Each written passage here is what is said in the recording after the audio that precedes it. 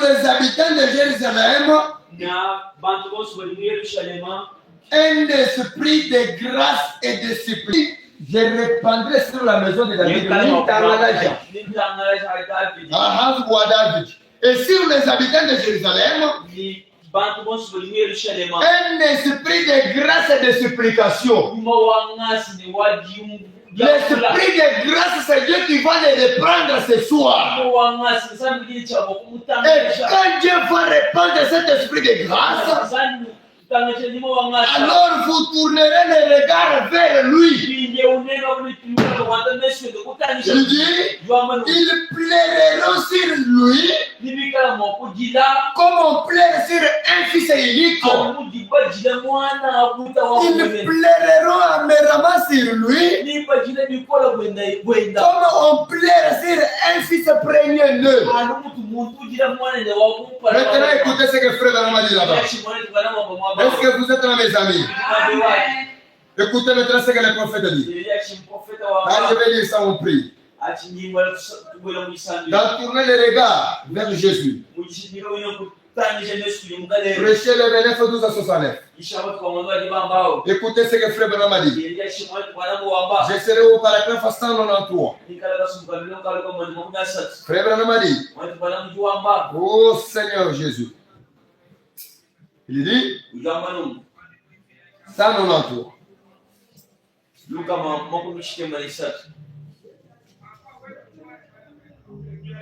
Il dit, bon, vous direz peut-être, nous avons entendu ça de génération en génération. Ça fait longtemps que nous entendons ça.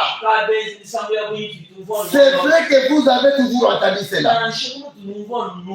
Et ça fait longtemps qu'on les prêche.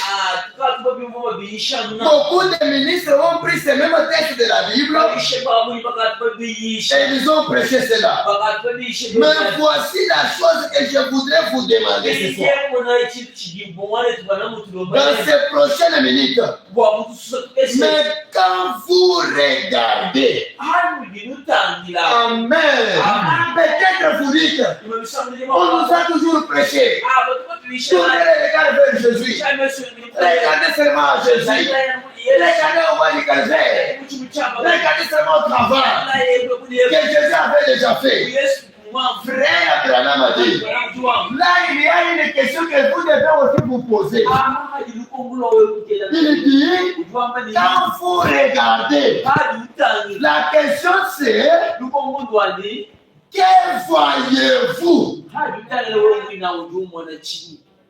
Amen. Quand vous regardez Jésus, qu'est-ce que vous voyez? Seigneur. Voilà le problème arrive. Tournez les regards vers Jésus. Et vous tournez les regards et vous regardez Jésus. Quand vous le regardez, qu'est-ce que vous voyez? C'est pour par là que beaucoup manquent l'objectif de venir dans la présence de Dieu. C'est là où beaucoup de gens échouent. Ils regardent Jésus, mais ils manquent de voir quelque chose. Amen. Abraham a dit, oh Seigneur, effectivement vous regardez. Ça dépend simplement de ce que vous cherchez, c'est ce que vous allez voir dans Jésus. Vous voyez, il a dit, tournez-vous vers moi. Vous tous qui êtes aux extrémités de la terre, Moïse a élevé le serpent.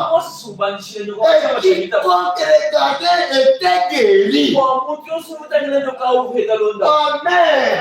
Tout le monde qui pouvait regarder au serpent, il voyait la guérison. Non seulement la guérison, Frère Branham a dit, c'était aussi le pardon au péché qu'ils avaient commis contre Moïse et contre l'Éternel. Amen. Alors ça dépend de ce que vous cherchez. Et en ce jour, j'ai vu des gens venir à la réunion et ils ne pouvaient pas rester à la réunion beaucoup de minutes.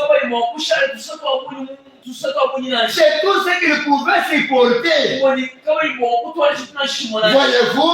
ils ne pouvaient pas supporter cela. Oh Seigneur, mes frères et Branham a dit, écoutez, je vais sauter pour lire quelque chose. Au paragraphe 222, il dit, ça dépend de ce que vous regardez. Que voyez-vous quand effectivement vous les regardez? Souvenez-vous, vous pouvez les voir simplement quand vous les regardez à travers la parole. Amen.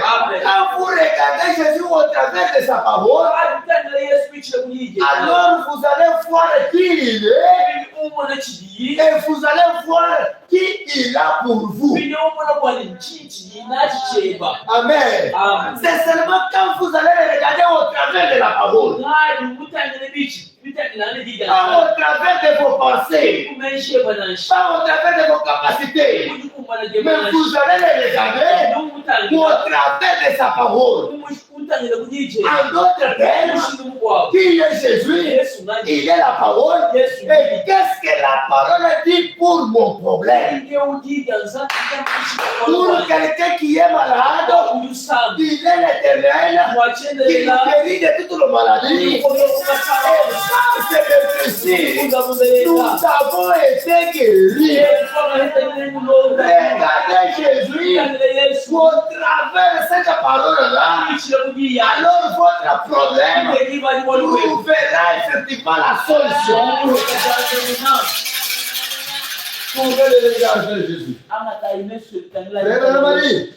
Oh Seigneur Jésus. Vous ne pouvez pas le regarder à travers Emmanuel. Emmanuel de l'école, un livre. Vous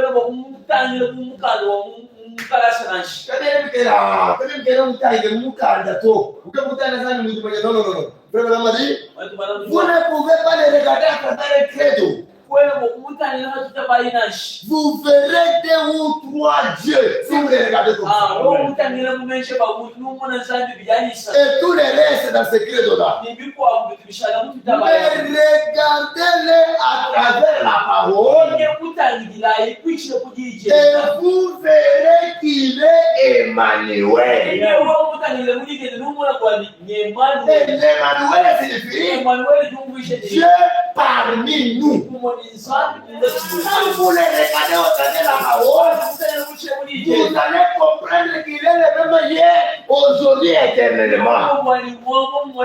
S'il avait guéri, s'il avait béni, s'il avait détruit les malédictions, il est le même Dieu maintenant. Amen.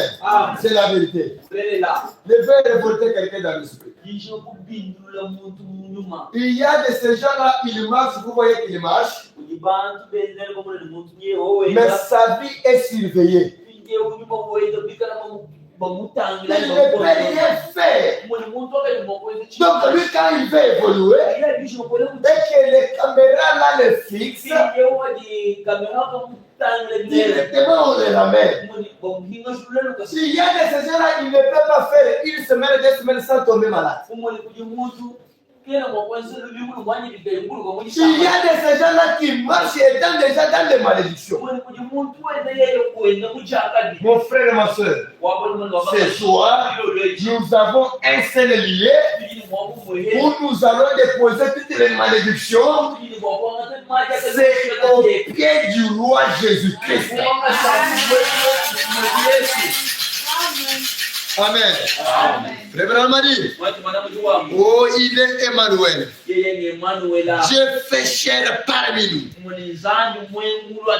Il a dit, je suis Dieu et il n'y en a point d'autre que moi. Il est Dieu, l'unique Dieu. Il n'y a point d'autre. comme ça, il dit il est le même Dieu. Alors celui qui a fait opérer des grands miracles, il peut opérer même maintenant. Il a fait libérer